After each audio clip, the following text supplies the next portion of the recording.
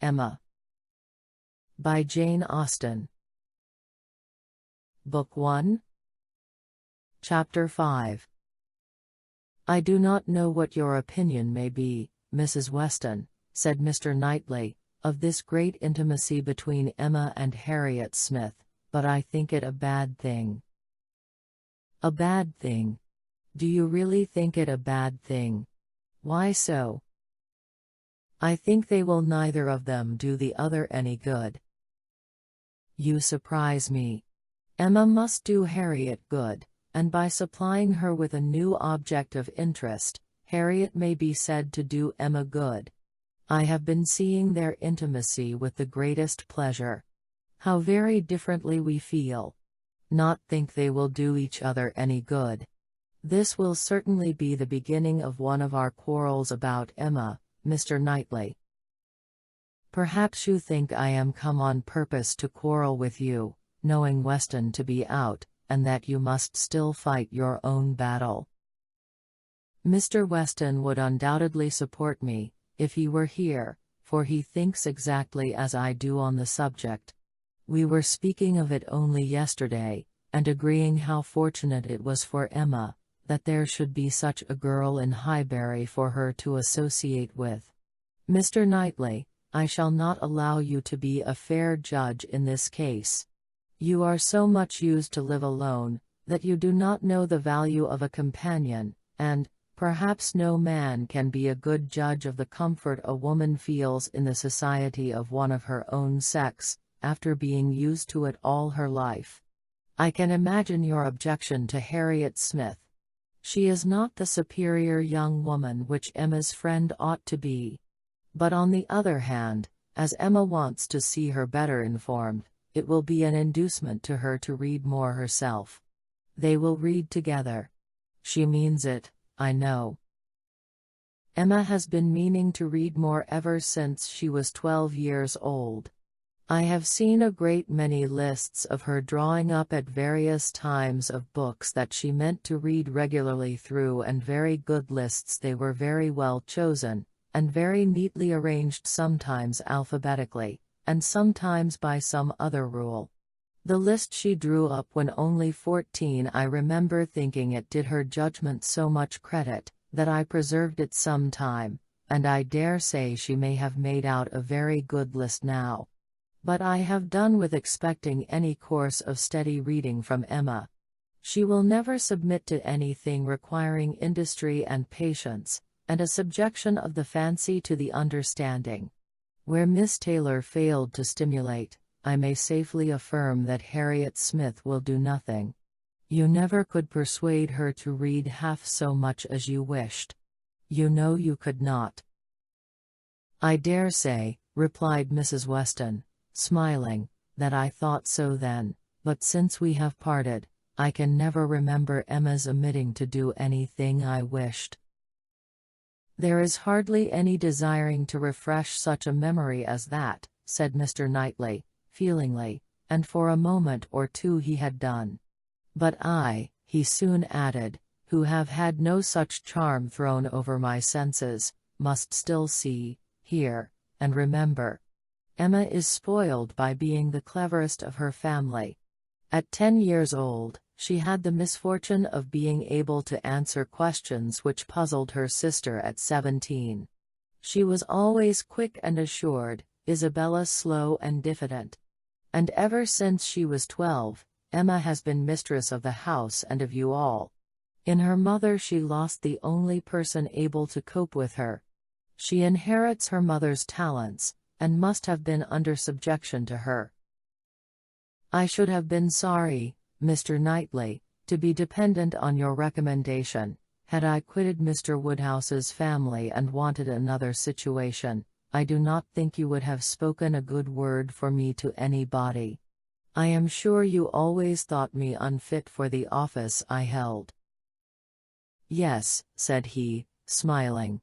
You are better placed here, very fit for a wife, but not at all for a governess. But you were preparing yourself to be an excellent wife all the time you were at Hartfield. You might not give Emma such a complete education as your powers would seem to promise, but you were receiving a very good education from her, on the very material matrimonial point of submitting your own will, and doing as you were bid, and if Weston had asked me to recommend him a wife, I should certainly have named Miss Taylor. Thank you. There will be very little merit in making a good wife to such a man as Mr. Weston. Why, to own the truth, I am afraid you are rather thrown away, and that with every disposition to bear, there will be nothing to be borne. We will not despair, however. Weston may grow cross from the wantonness of comfort, or his son may plague him. I hope not that. It is not likely. No, Mr. Knightley, do not foretell vexation from that quarter. Not I, indeed. I only name possibilities. I do not pretend to Emma's genius for foretelling and guessing. I hope, with all my heart, the young man may be a Weston in merit, and a Churchill in fortune. But Harriet Smith, I have not half done about Harriet Smith. I think her the very worst sort of companion that Emma could possibly have. She knows nothing herself, and looks upon Emma as knowing everything. She is a flatterer in all her ways, and so much the worse, because undesigned. Her ignorance is hourly flattery. How can Emma imagine she has anything to learn herself, while Harriet is presenting such a delightful inferiority? And as for Harriet, I will venture to say that she cannot gain by the acquaintance. Hartfield will only put her out of conceit with all the other places she belongs to. She will grow just refined enough to be uncomfortable with those among whom birth and circumstances have placed her home. I am much mistaken if Emma's doctrines give any strength of mind, or tend at all to make a girl adapt herself rationally to the varieties of her situation in life. They only give a little polish. I either depend more upon Emma's good sense than you do, or am more anxious for her present comfort, for I cannot lament the acquaintance. How well she looked last night! Oh! You would rather talk of her person than her mind, would you? Very well, I shall not attempt to deny Emma's being pretty. Pretty? Say beautiful rather. Can you imagine anything nearer perfect beauty than Emma altogether face and figure? I do not know what I could imagine, but I confess that I have seldom seen a face or figure more pleasing to me than hers. But I am a partial old friend. Such an eye. The true hazel eye, and so brilliant. Regular features, open countenance, with a complexion. Oh! What a bloom of full health, and such a pretty height and size, such a firm and upright figure. There is health, not merely in her bloom, but in her air, her head, her glance. One hears sometimes of a child being the picture of health. Now, Emma always gives me the idea of being the complete picture of grown-up health. She is loveliness itself. Mr. Knightley, is not she? I have not a fault to find with her person, he replied. I think her all you describe. I love to look at her, and I will add this praise, that I do not think her personally vain. Considering how very handsome she is, she appears to be little occupied with it. Her vanity lies another way. Mrs. Weston, I am not to be talked out of my dislike of Harriet Smith, or my dread of its doing them both harm. And I, Mr. Knightley, am equally stout in my confidence of its not doing them any harm. With all dear Emma's little faults, she is an excellent creature. Where shall we see a better daughter, or a kinder sister, or a truer friend?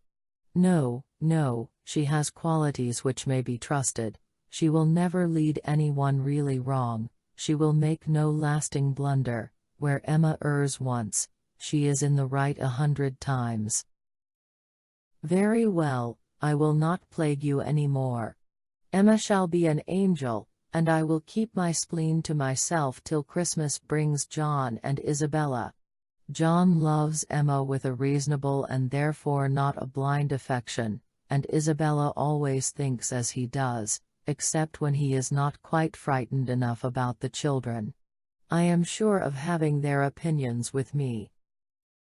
I know that you all love her really too well to be unjust or unkind, but excuse me, Mr. Knightley, if I take the liberty. I consider myself, you know, as having somewhat of the privilege of speech that Emma's mother might have had, the liberty of hinting that I do not think any possible good can arise from Harriet Smith's intimacy being made a matter of much discussion among you.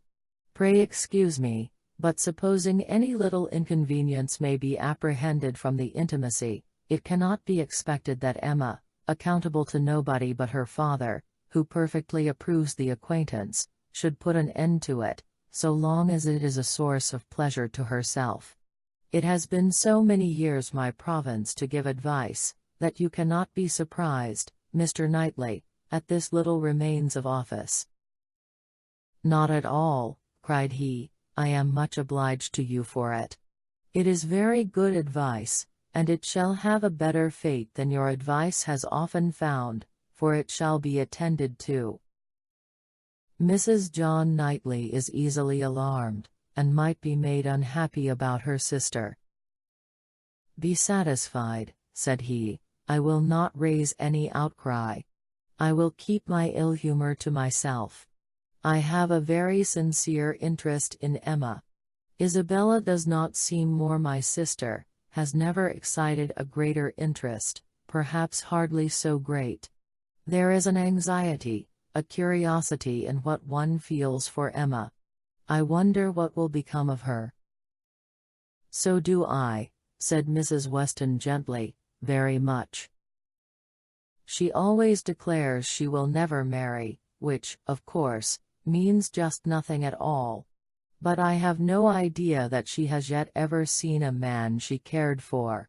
It would not be a bad thing for her to be very much in love with a proper object. I should like to see Emma in love, and in some doubt of a return, it would do her good. But there is nobody hereabouts to attach her, and she goes so seldom from home. There does, indeed, seem as little to tempt her to break her resolution at present, said Mrs. Weston, as can well be, and while she is so happy at Hartfield, I cannot wish her to be forming any attachment which would be creating such difficulties on poor Mr. Woodhouse's account. I do not recommend matrimony at present to Emma, though I mean no slight to the state, I assure you. Part of her meaning was to conceal some favorite thoughts of her own and Mr. Weston's on the subject, as much as possible. There were wishes at Randalls respecting Emma's destiny, but it was not desirable to have them suspected, and the quiet transition which Mr. Knightley soon afterwards made to "What does Weston think of the weather? Shall we have rain?" convinced her that he had nothing more to say or surmise about Hartfield.